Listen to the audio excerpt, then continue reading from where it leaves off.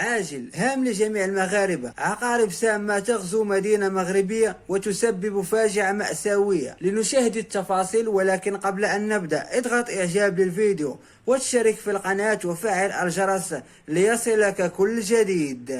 لقيت طفلة مصرعها إثر تعرضها للسعة عقرب بدوار دبالزة بجماعة أولاد عمارة بمنطقة بروج نواحي سطات. وحسب مصادر محلية فإن الطفلة تبلغ من العمر 8 سنوات تعرضت للسعة عقرب حينما كانت رفقة والدها بالقرب من منزلهم بالدوار المذكورة، حيث قام الأب بنقل ابنته على متن دابة من أجل الوصول إلى الطريق الرابط بين سطات وبروج.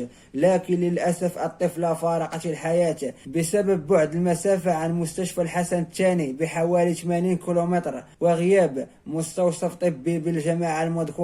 وتسود حالة من الإحباط وسط الساكنة بسبب الغياب التام للسلطات المعنية وعدم اتخاذ أي إجراءات للحد من انتشار العقارب أو توفير الإسعافات الأولية اللازمة للتعامل مع مثل هذه الحالات، وعلى وجه الخصوص المندوبية الإقليمية لوزارة الصحة. للإشارة فقبل أقل من شهر توفيت طفلة تبلغ من العمر 5 سنوات بعد تعرضها للسعة عقرب، ما يطرح السؤال حول غياب مراكز صحية من المفترض أن تقدم العلاجات الأولية في انتظار وصول المصاب إلى المستشفى الإقليمي الحسن الثاني الذي بدوره يفتقد لأبسط الوسائل.